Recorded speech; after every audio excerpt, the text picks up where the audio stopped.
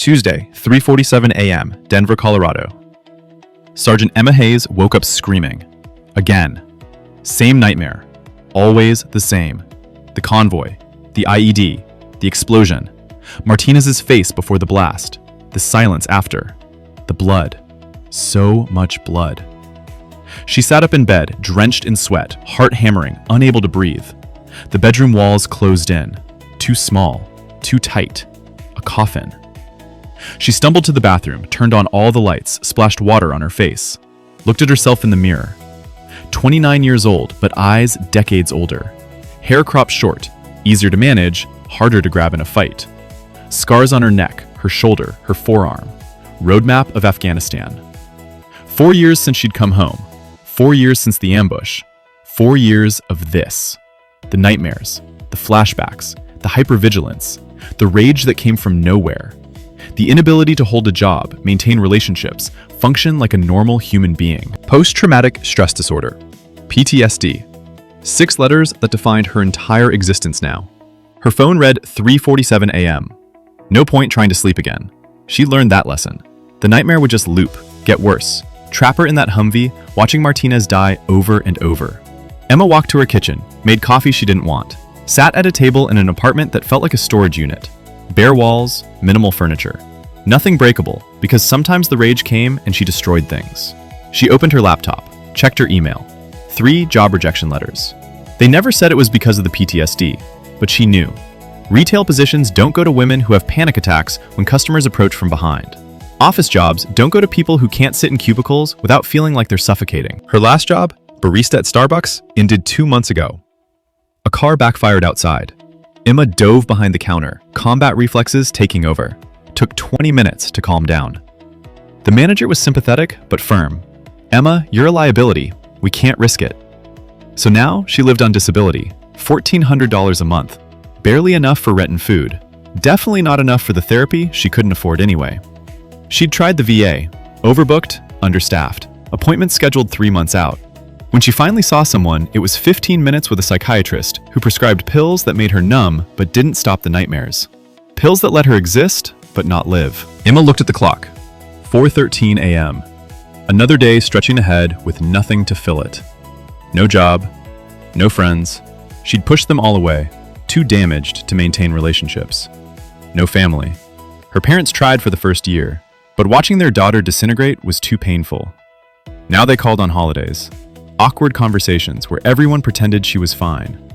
She wasn't fine. She was drowning. On her counter, next to the coffee maker, sat a pistol. Glock 19, standard military issue. She'd brought it home from deployment, kept it close. For protection, she told herself. But lately, it had become something else. An option. An exit. 22 veterans commit suicide every day. Emma knew the statistic. Had been to 3 funerals already. Her battle buddies who made it through deployment, only to lose the war at home. She picked up the gun, felt its weight. Familiar.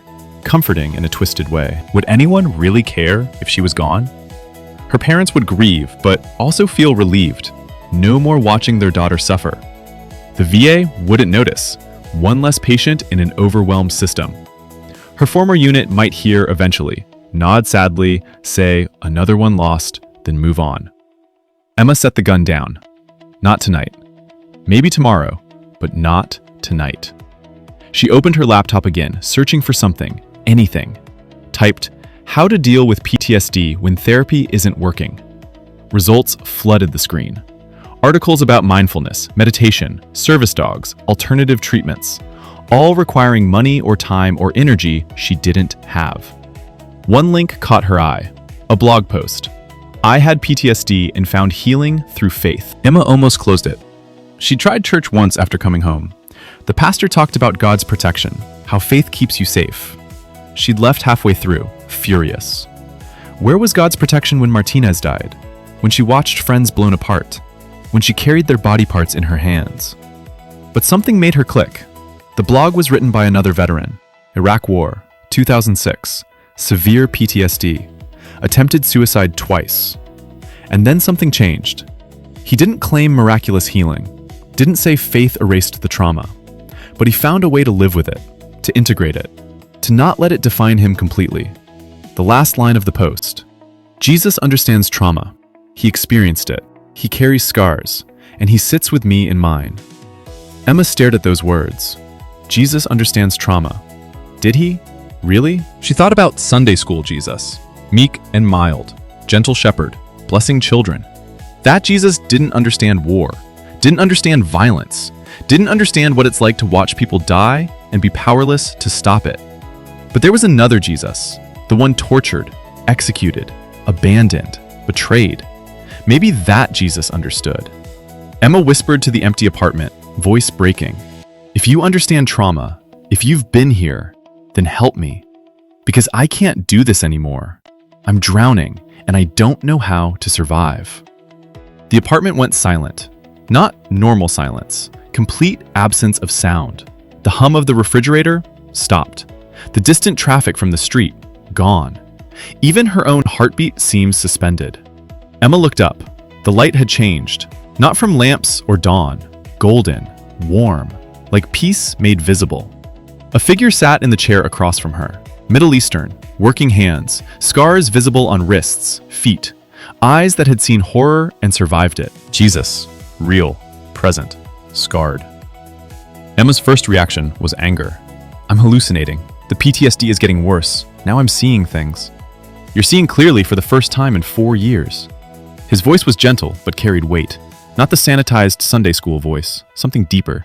This isn't real. You're not real. I'm having a psychotic break. Emma, you called out to me. You asked if I understand trauma. I'm here to show you. I do. More than you know. Come. He extended scarred hands. The kind of scars that don't come from accidents, that come from violence, torture, crucifixion. I'm not going anywhere with a hallucination. Then stay in your apartment, alone, with the nightmares, with the gun on the counter, with the countdown to the day you use it. Or take my hand and let me show you, you're not alone in this. Emma stared at those scarred hands, hands that understood pain. Against every rational instinct, she took them. The apartment dissolved. The journey, Jesus and trauma. Gethsemane, anticipatory trauma. They stood in a garden. Night. Olive trees. The smell of earth and fear. Younger Jesus knelt on the ground, praying.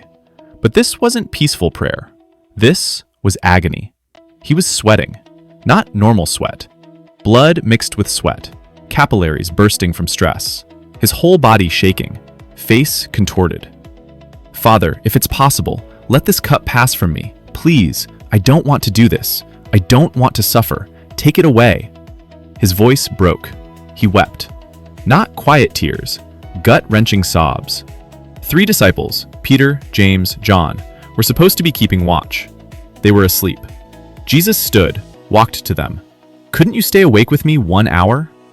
They mumbled apologies. He returned to prayer. Father, if there's any other way, if I can avoid this, please, I'm begging you. But there was no other way. Present Emma watched, transfixed. I've never seen this. Sunday school didn't show this. Sunday school sanitizes suffering. But this is real. Emma, I experienced what you're experiencing now. Anticipatory trauma. I knew what was coming. The arrest, the torture, the execution. And the knowing was its own torture. But you're God. You knew you'd resurrect. I was also human. Fully human. The pain was real. The fear was real. The anticipation of suffering was agony. Emma, I understand what it's like to lie awake dreading tomorrow. To feel your body respond to trauma that hasn't happened yet, but will. Emma felt something crack in her chest. You were terrified. Yes, terrified. And I asked God to take it away. Begged.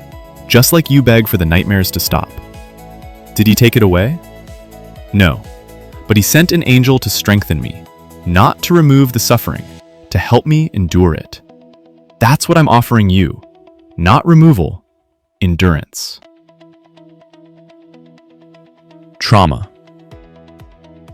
The scene shifted. Still Gethsemane. Torches approaching. A crowd. Armed. Leading them.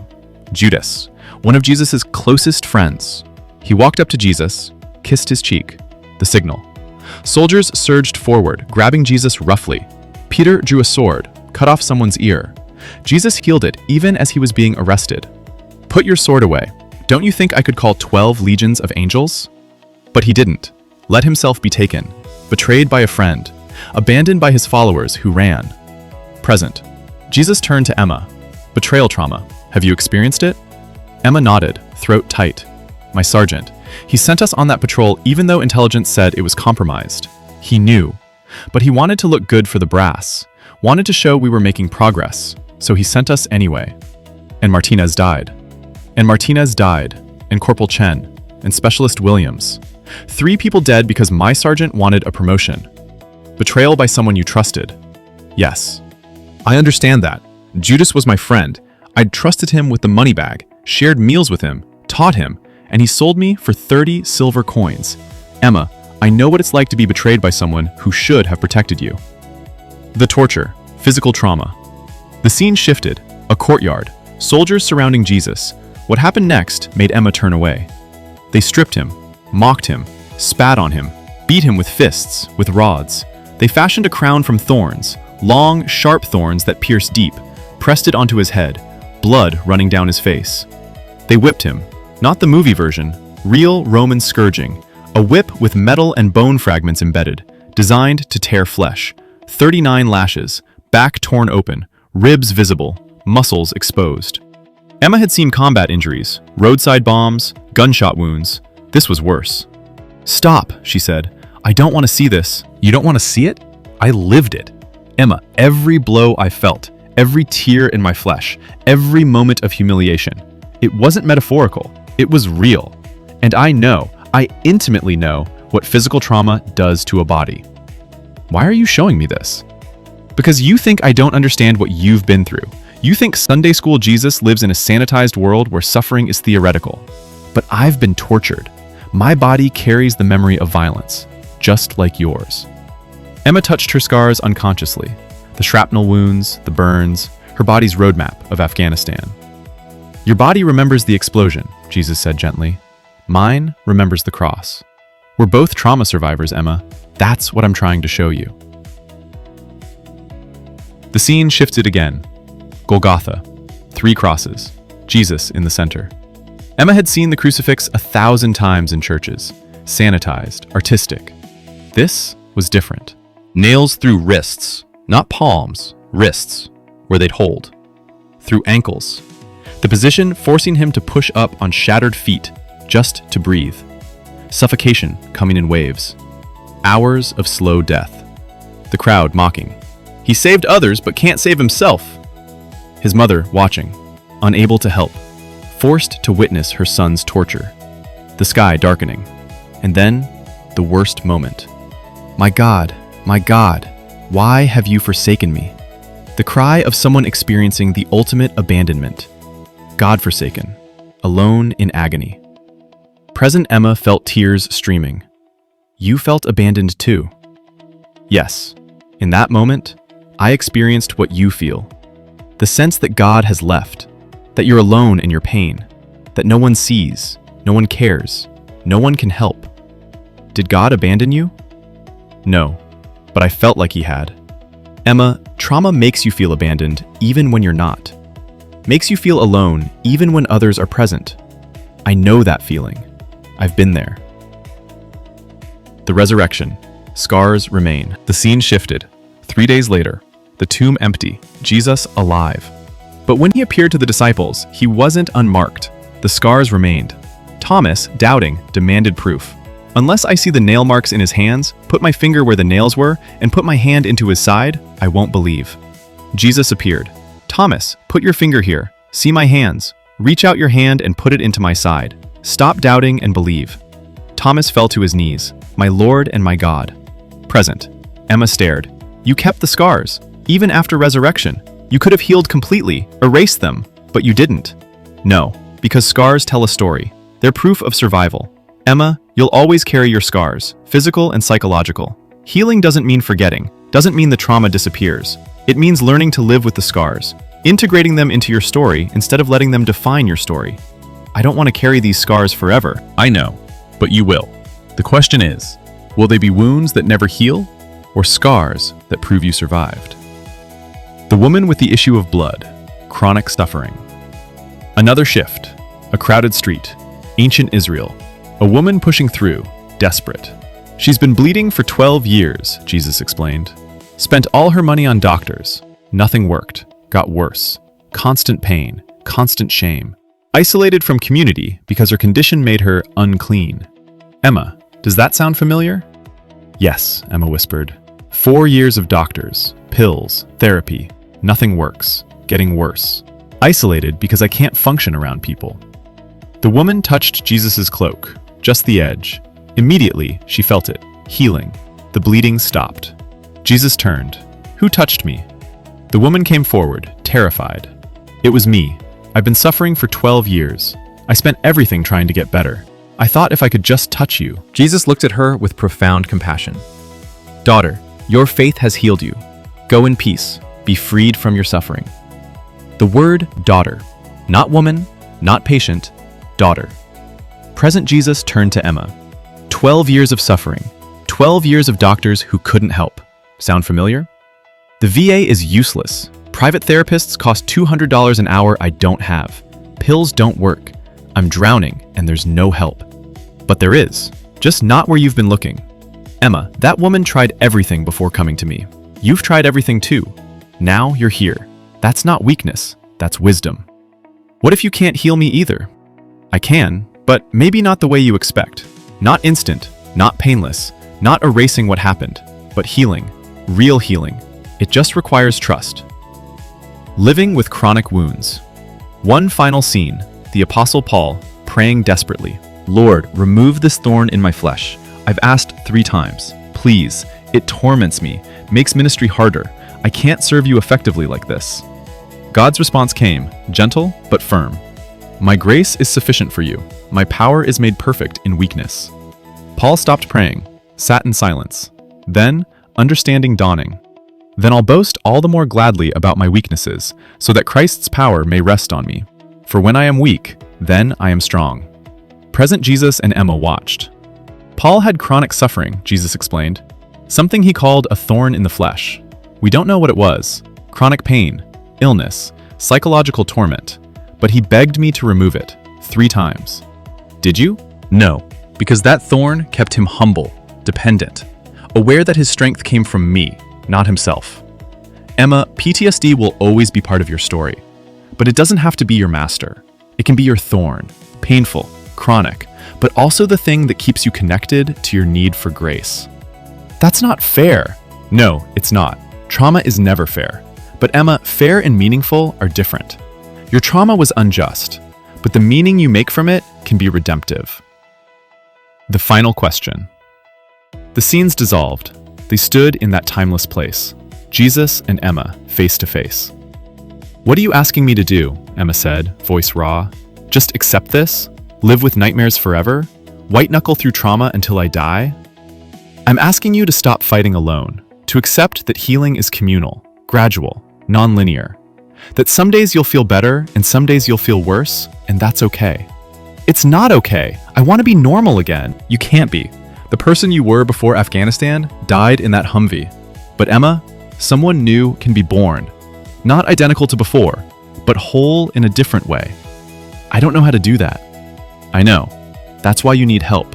Real help. Not just pills and 15-minute appointments. Deep healing, community, purpose. And Emma, you need to tell your story, not bury it. Your trauma is trying to speak. You keep pushing it down. That's why the nightmares won't stop. I can't talk about it. You can. You will. But not yet. First, you have to survive tonight. The gun on your counter. Were you planning to use it? Emma couldn't lie to him. Maybe. I don't know. Some days I want to. Some days I think everyone would be better off. They wouldn't. Martinez wouldn't. He didn't die so you could give up. He died because war is hell and humans make terrible choices. But you survived. And that survival has purpose. What purpose? I can't work, can't maintain relationships, can barely function. Yet. You can't do those things yet. But in 2 years, 5 years, 10 years? Emma, your healing story will save lives. Other veterans drowning like you are now. You'll reach them because you've been where they are. I don't want to be a cautionary tale. You won't be. You'll be proof that trauma doesn't have to be terminal, that PTSD doesn't have to end in suicide, that healing is possible even when it takes years. Emma sank down, overwhelmed. I'm so tired. Jesus knelt beside her. I know, but Emma, tired isn't the same as finished. You have more to do, lives to impact, purpose to fulfill. You just can't see it yet because you're in the valley, but there's a mountain on the other side. How do I get there? One day at a time. Sometimes 1 hour at a time. Sometimes 1 breath at a time. You call the crisis line when the darkness comes. You find a trauma therapist. There are programs for veterans, sliding scale. You join a support group. You get a service dog. You try EMDR therapy. You don't give up. What if I can't do it? Then you let people help you. Emma, you've been trying to heal alone. Warriors don't heal alone. They heal in community.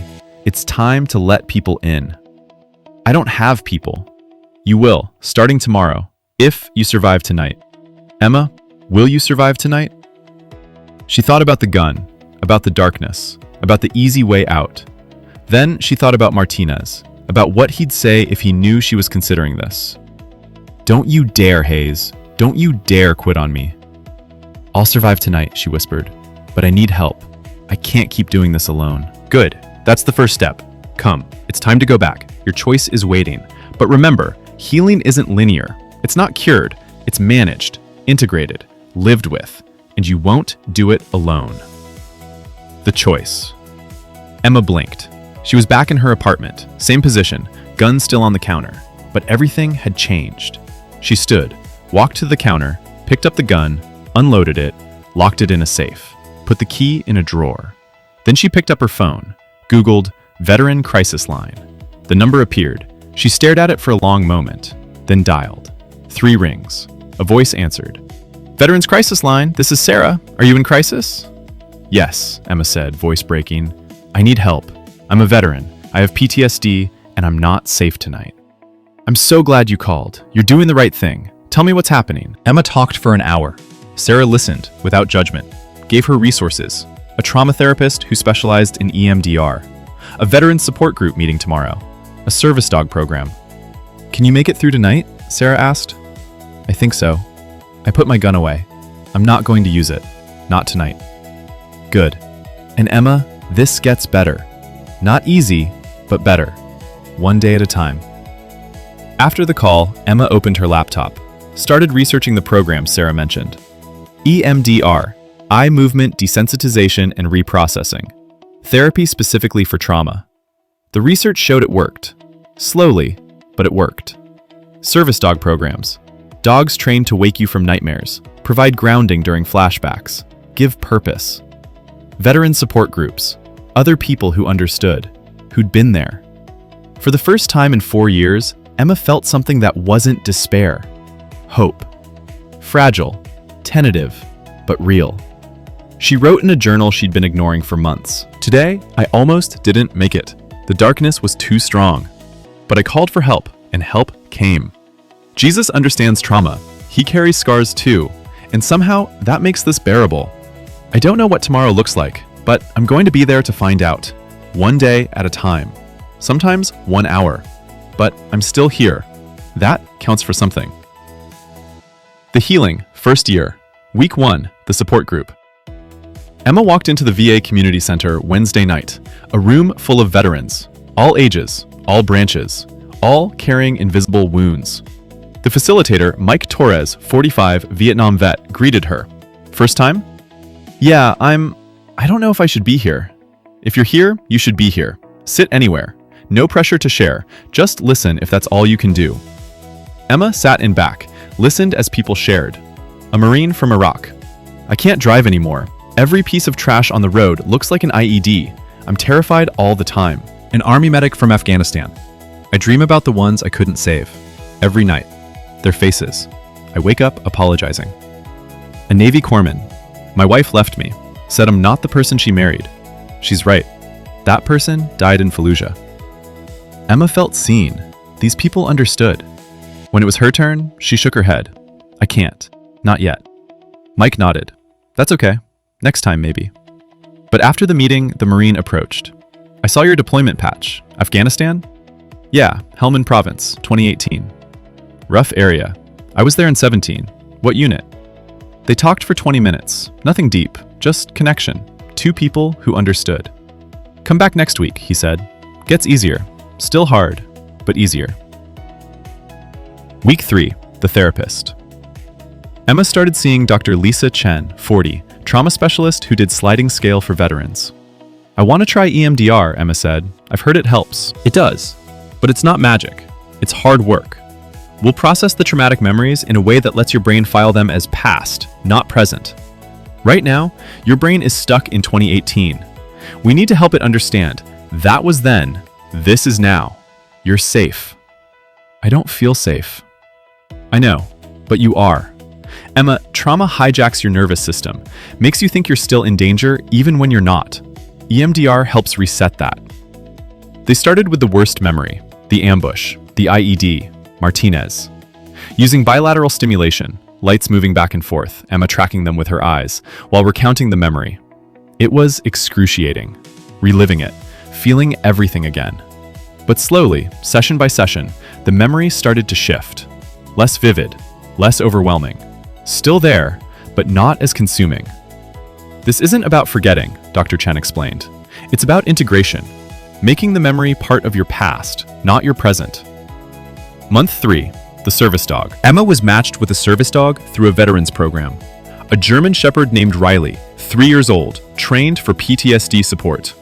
Riley learned her rhythms. When anxiety spiked, heart rate increased, Riley would lean against her, grounding her. During nightmares, Riley would wake her, licking her face, pulling her out before the dream could fully take hold. In public, Riley provided buffer space. People didn't approach as easily with a large dog present. Emma felt safer. He's not a cure, the trainer explained, but he's a tool, a companion. And Emma, taking care of him gives you purpose, routine. You have to get up to feed him, walk him. That structure helps. It did. Emma started walking Riley every morning. Small routine, but it mattered. Month 6, the first sharing. 6 months into the support group, Emma finally shared. My name is Emma Hayes, Sergeant, Army, Afghanistan 2018. I lost 3 people in my unit. IED. I watched my best friend die. And for 4 years, I've been drowning. Tried to kill myself twice. Almost succeeded once. The room was silent, present, holding space. But I'm still here. 6 months ago, I called the crisis line, started therapy, got Riley. She gestured to the dog at her feet. And I'm not okay, but I'm better than I was, and that's something. Applause. Not pity, recognition. After, 5 people approached. Thank you for sharing. I needed to hear that. Month 9, the job. Emma got a part-time job at an animal shelter, working with dogs, quiet environment, understanding boss who knew about her PTSD. It wasn't much, but it was something. Purpose, routine, connection. One day, a veteran came in looking to adopt. Older guy, Vietnam. He looked at the dogs with the same lost expression Emma had worn for years. You're a vet, she said, not a question. Yeah, how'd you know? Takes one to know one. I'm Afghanistan. You? Vietnam, 69 to 71. Been dealing with PTSD for 50 years. 50 years. Does it get better? He smiled sadly. Gets manageable. Some days still suck, but mostly I've learned to live with it. Dogs help. He nodded to Riley. Service dog? Yeah, changed my life. That's what I'm here for. Figure it's time. Emma helped him find the right dog. Older lab, calm temperament. Perfect for PTSD work. Thank you, he said as he left, for your service and for not giving up. You too. Month 12, the anniversary. 1 year after the crisis line call. Emma marked it in her journal. 1 year ago, I was ready to die. Gun loaded, plan in place, just waiting for the courage. Instead, I called for help, and help came. This year has been hell. Therapy is hard. Some days the darkness still wins. I still have nightmares, still have flashbacks, still struggle. But I'm alive. I'm functioning. I'm helping other vets at the support group. I'm working. I have Riley. I have purpose.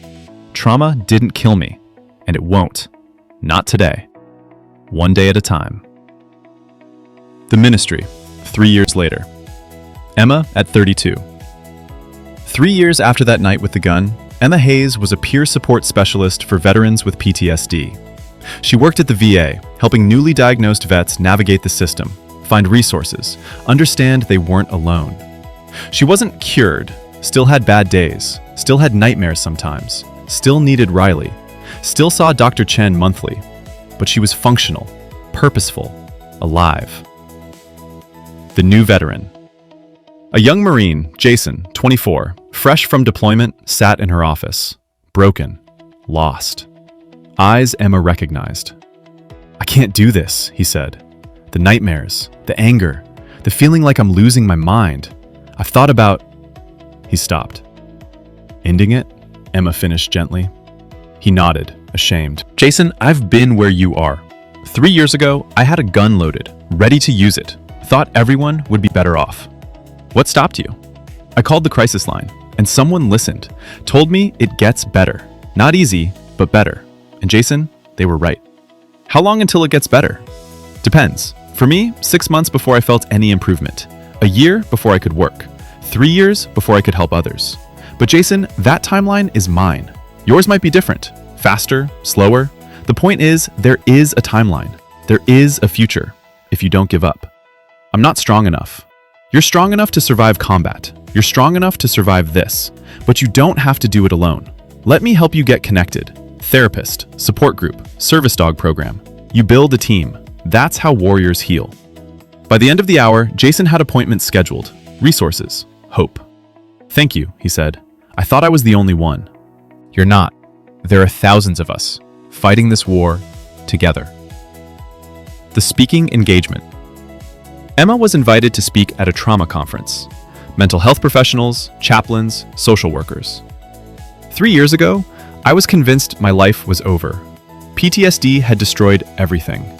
I couldn't work, couldn't maintain relationships, could barely function, and I was ready to end it. The room was silent, attentive. But someone told me, trauma doesn't have to be terminal. PTSD doesn't have to end in suicide. Healing is possible. It's just not quick, or easy, or linear. She showed a chart. Her PTSD severity scores over 3 years. Not a straight line down. Up and down. Setbacks, progress. Setbacks, progress. Healing isn't linear. Some months I'd feel better, then something would trigger me and I'd crash. That's normal. That's trauma. But the trend, she highlighted the overall trajectory, is improvement. Slow, but real. Jesus carries scars from his crucifixion, even after resurrection. Healed, but marked. That's what trauma recovery looks like. You're healed, but marked. The scars remain. They just stop defining you. After her talk, a chaplain approached.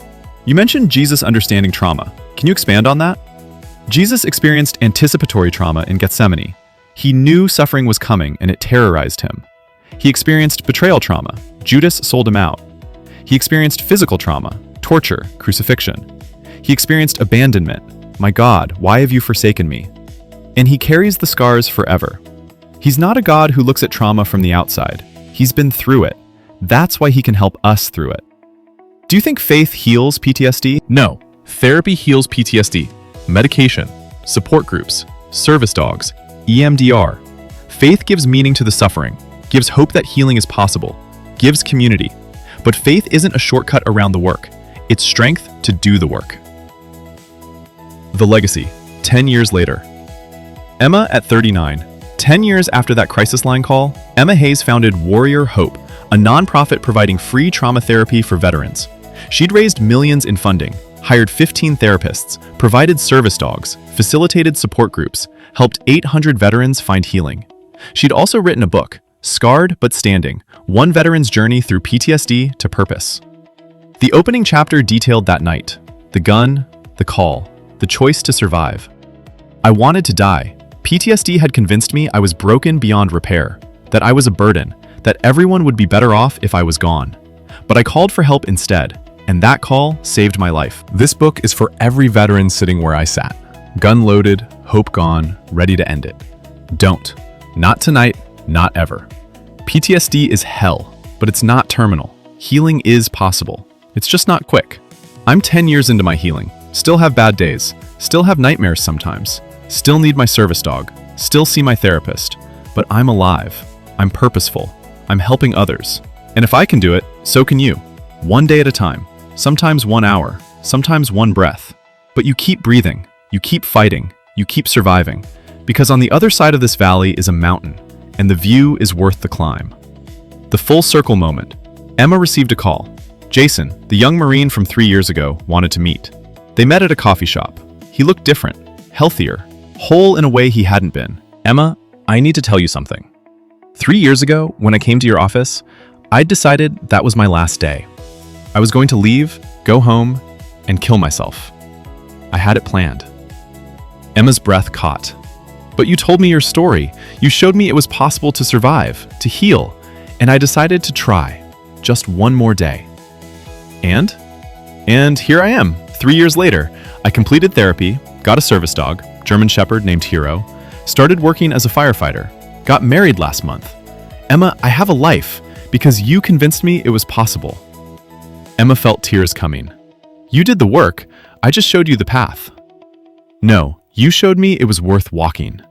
Emma, I'm starting a veterans program at my firehouse, hiring vets with PTSD, giving them purpose, community. I want you to help me design it. I'd be honored. You saved my life. Now I'm saving others. That's how this works, right? Warriors heal warriors.